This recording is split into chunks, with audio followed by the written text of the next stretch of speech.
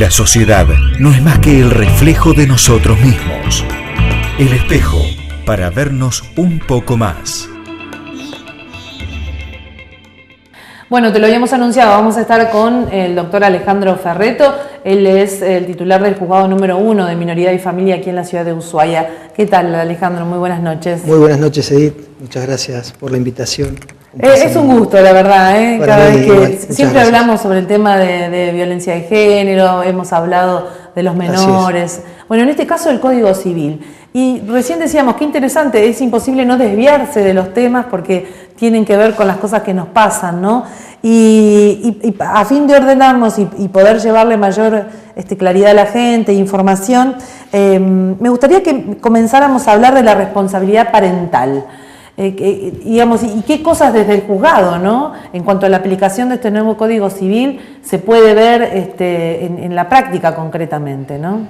Bien, Edith. Bueno, como vos bien lo mencionás, la palabra responsabilidad o el término responsabilidad parental viene a reemplazar a lo que nosotros conocíamos como patria potestad, la denominada patria potestad. Y tiene que ver con justamente este contenido fuertemente imbuido de los derechos humanos que tiene el Código Civil y Comercial recientemente sancionado, sobre todo para igualar el rol del hombre y la mujer, evitar estos estereotipos basados, digamos, en roles patriarcales y bueno, hacer efectivo esta igualdad. Entonces la palabra patria potestad estaba como asociada a este rol patriarcal del varón, que debe ser rápidamente superado para poder, desde la legislación, acompañar los cambios que se necesitan en la sociedad para lograr una igualdad efectiva entre el varón y la mujer. Entonces la responsabilidad parental de los padres está pensada en que cualquiera de los dos papá y mamá tienen el derecho a compartir la custodia, el cuidado personal de sus hijos. Esta es la regla general del código, es decir, ya no se asigna el cuidado personal de los hijos a uno u otro progenitor y generalmente en la legislación que ha quedado sin efecto, este rol desde los tribunales se asignaba generalmente a la madre. La norma del Código Civil derogado, el artículo 206, preveía que cuando el chico tenía entre 1 año y 5 años de edad, podía la madre quedar a cargo de estos cuidados. También se cambia la denominación tenencia porque hay una necesidad de visibilizar a la persona menor de edad, a los niños, como sujetos de derechos, y la palabra tenencia nos emparenta un poco con posesión, ¿no? con objeto, y esto tenemos que cambiar algunas prácticas que no dan buenos resultados en la intervención de los tribunales de familia en el conflicto familiar. Antes de avanzar, se me ocurre, no digo, patria potestad, y si hoy hay parejas que pueden estar constituidas por 2 hombres o por 2 mujeres, ya ahí queda caduco el término, ¿no? Digo, ¿cómo se determina esto? Exactamente, hay una necesidad de adaptar, no es menor adaptar la terminología. Ya no se habla tampoco de régimen de visitas en el nuevo código, sino que porque la visita queda acotada a una función limitada del contacto del progenitor no conviviente con su hijo. Claro. Esto viene ya desde la Convención de Derechos del Niño, y marcado también por la Ley 26.061 de Protección Integral de Niños, Niñas y Adolescentes. Se venía diciendo, como hoy hablaba la doctora Maistegui, desde la jurisprudencia de los tribunales de todo el país, y era necesario plasmarlo con más fuerza ante la oportunidad de tener un cambio en la legislación civil y comercial.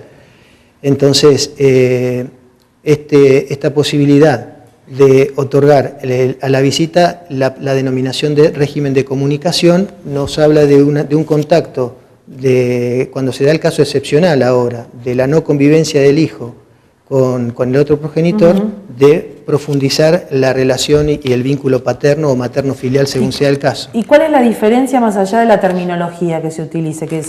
Que no es un régimen de visita sino de comunicación, pero en los hechos, ¿en qué se avanza? En los hechos es la comunicación del progenitor con su hijo tiene que ver con participar y escuchar al hijo. Cuando hablamos de la necesidad desde los tribunales de escuchar a la persona menor de edad que está involucrada en un proceso, quienes primero tienen la responsabilidad, digamos, quienes tienen la primordial responsabilidad de escucharlo son los propios padres. Entonces, a partir de esa comunicación fluida con los hijos, que se va a dar en tanto y en cuanto quien tiene a su cargo el cuidado, en lo que anteriormente era la asignación de tenencia, ¿no?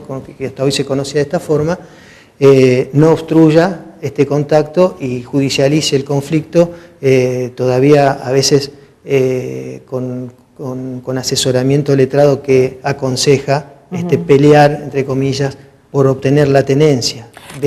Pienso en un régimen de visitas, es decir, bueno, a ver, el papá, suponiendo que sea quien no convive con su hijo, podía tal día, a tal hora, o en un régimen muy establecido. Ahora la idea que es integrarlos en un acto de colegio que está por fuera de ese régimen. Exactamente. A eso apunta, cuando nosotros estipulamos en un convenio días y horas, estamos dando un orden a adultos que están en conflictos y que tienen un canal de comunicación absolutamente roto. Claro. Entonces hay que establecer un orden, pero ese orden no es la situación ideal, sino todo lo contrario. Es decir, cuanto menos esté pautado por un juzgado y haya más una comunicación más fluida entre los progenitores, en ese lenguaje simbólico del acuerdo permanente de los padres, el chico crece distinto a saber que su relación con un progenitor que no convive con él está judicializado, hay abogados de por medio, mamá habla del tema o papá habla del tema según quien tenga bajo su cuidado a sus hijos. Entonces la comunicación, el régimen de comunicación lo que apunta es a que el progenitor no conviviente no tiene derecho, sí tiene derecho a la visita, pero tiene un derecho mucho más amplio, no está limitado a la visita únicamente, sino a una comunicación fluida pensando en proteger al niño y en este derecho que tiene reconocido por la Convención de Derechos del Niño, que tiene raigambre constitucional, todos sabemos, un tratado de derechos humanos, a tener, en primer lugar, garantizarle su derecho a tener adecuado contacto con el progenitor no conviviente. ¿Y esto ya se aplicaba antes del Código Civil? ¿Ya se utilizaba como práctica también? Desde el año 87 hay un fallo de la Sala F que homologa por primera vez un acuerdo presentado, un acuerdo entre las partes en un expediente del antiguamente llamado régimen de visitas para homologar una tenencia en la vieja denominación, hoy un cuidado personal de los hijos de forma compartida entre ambos progenitores. Eso se homologó en el año 87 y se fue generando una jurisprudencia que hoy termina, digamos, haciendo ley en el nuevo Código Civil esta posibilidad, no solo haciendo la ley, sino que quiero reforzar y aclarar bien este concepto. Ya no hablamos tanto de régimen, no vamos a hablar tanto de régimen de comunicación, si bien va a ser más amplio que el tema de visitas, sí, porque la norma general, la regla general, es otorgar el cuidado personal de los hijos en este ejercicio de la responsabilidad parental en forma compartida a ambos progenitores por igual, porque esto además permite... Independientemente de dónde, con quién conviva el chico. No, se llama custodia compartida o régimen de cuidado compartido, indistinto o alternado, ¿sí? El indistinto es que de acuerdo a las ocupaciones laborales de los dos progenitores van a ponerse de acuerdo ellos en diagramar un plan de parentalidad que se llama.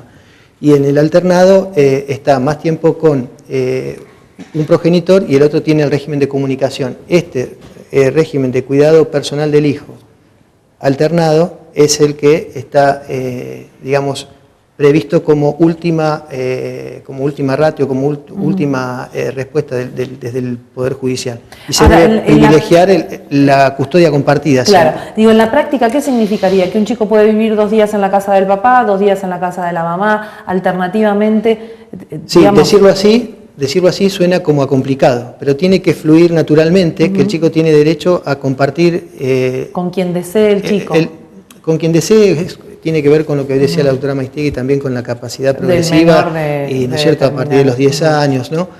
Un poco menos también en algunos casos. Pero es un derecho humano del niño como sujeto de derechos tener adecuada comunicación con los dos progenitores por igual.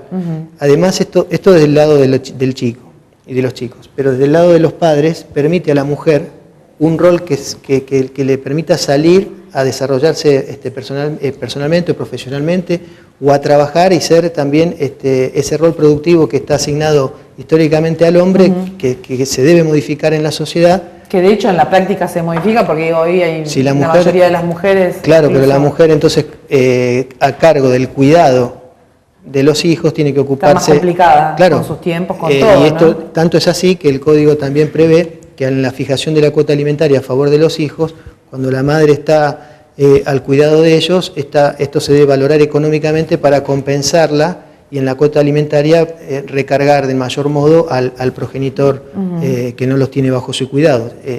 Yo digo el ejemplo de la madre porque es el ejemplo más común, pero en la legislación está pensado dentro de términos igualitarios, claro. ¿Sí? Sea cual sea el hombre o mujer, el padre o la madre que tenga al hijo bajo su cuidado. ¿Qué pasa con esto antes era la tenencia, como bien decías, Alejandro, pero ahora es el cuidado? Exacto. Cuando hay una separación, ¿cómo se establece quién queda al cuidado de sus hijos? Porque antes era, bueno, los chicos tienen que estar con su madre, porque es su madre la que era la mujer un poco la que desempeñaba el rol fundamental en la crianza, y este rol del hombre de proveer los bienes y el sustento de la familia. Eso ya está... la verdad que... Es decir, en una interpretación integral de los derechos humanos de todos los ciudadanos, no solamente hablando de los niños, sino también de un grupo vulnerable como es la mujer, la necesidad de permitir y efectivizar roles en un campo, digamos, ¿cómo decirte?, en un marco de igualdad con el varón, es necesario...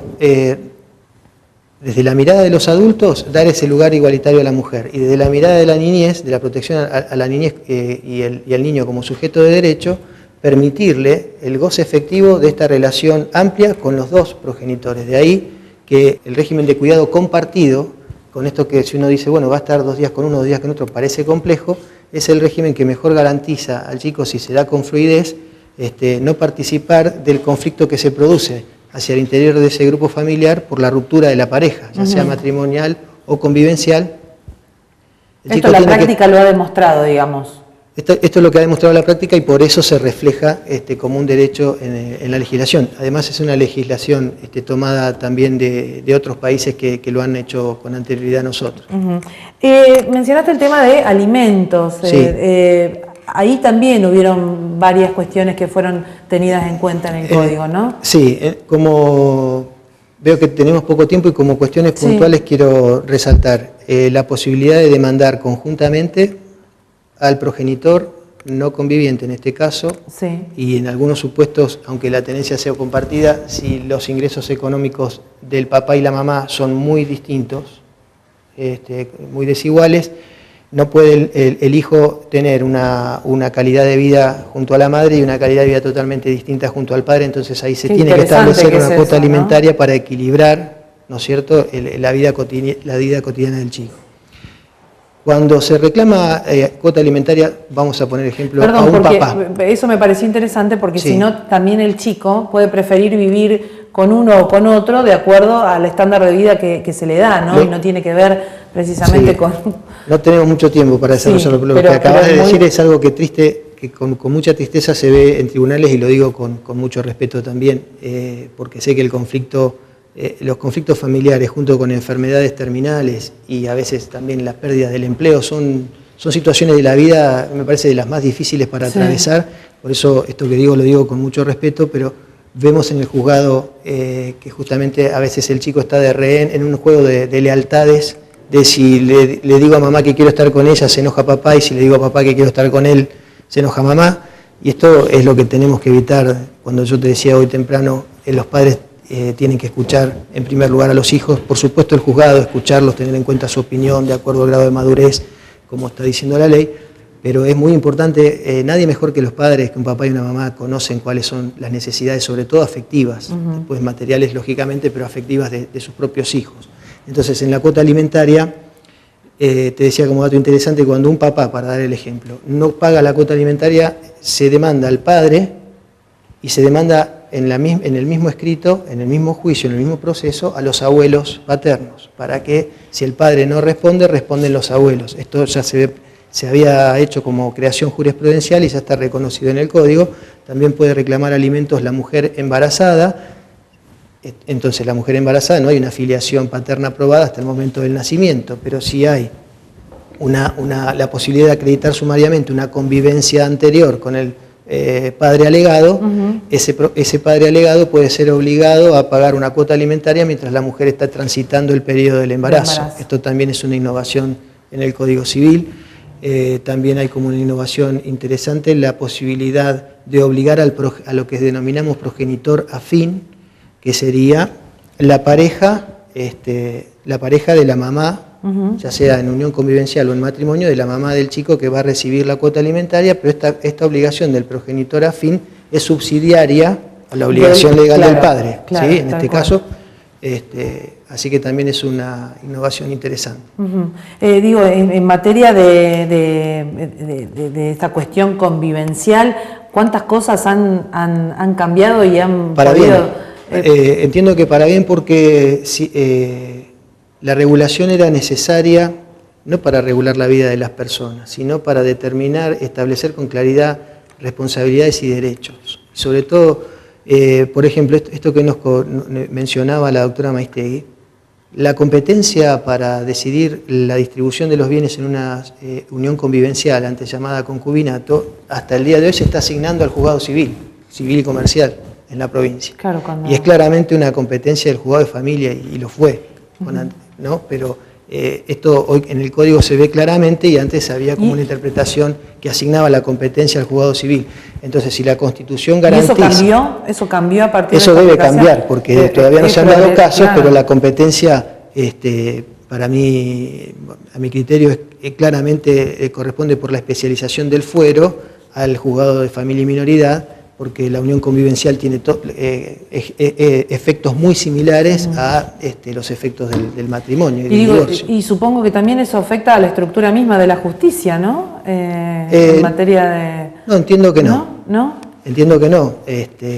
La verdad que el fuero de familia y minoridad, con la apertura hace unos años atrás del segundo juzgado, la creación del espacio de mediación como método alternativo de resolución de conflictos, se ha visto en lo cotidiano la posibilidad de tener más espacios para atender casos en agendas de audiencias, y entiendo que va a incrementar, pero no va a hacer colapsar ni a perjudicar el sistema. Alejandro, es re interesante, la hemos también, a vos te tenemos como columnista cada vez que tenemos alguna cuestión que tiene que ver con familia y minoría. Me interesaría, al igual que hablamos con la doctora Felicita Maistegui Marcó, poder ampliar un poco más esta posibilidad de que la gente conozca, ¿no? Qué cosas nuevas establece este código y cómo se va a ir viendo las cosas al andar, ¿no? También en cuanto a su aplicación. Hay temas de salud mental, hay temas todavía en la agenda, sí, que dan para hablar, adopción. Claro, que son muy interesantes. Con mucho gusto, y bueno, no hay ningún problema, sabes que es un placer para mí, gracias. Bueno, yo agradezco la presencia de ambos esta noche y la idea, muy buenas noches Alejandro, la idea era, bueno, poder llevarles una información en términos generales, ¿no? De un código civil y comercial que ha sido o comenzó a regir a partir del pasado 1 de agosto y que tiene tantísimas cosas, ¿no? Muy interesantes para poder informar y por qué no, debatir. Primer programa entonces, vinculado con el Código Civil. Nosotros nos despedimos hasta la próxima semana, nos vemos en 7 días. Chao. El espejo.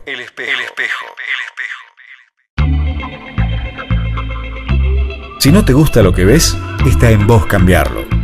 El espejo, para vernos un poco más. El espejo.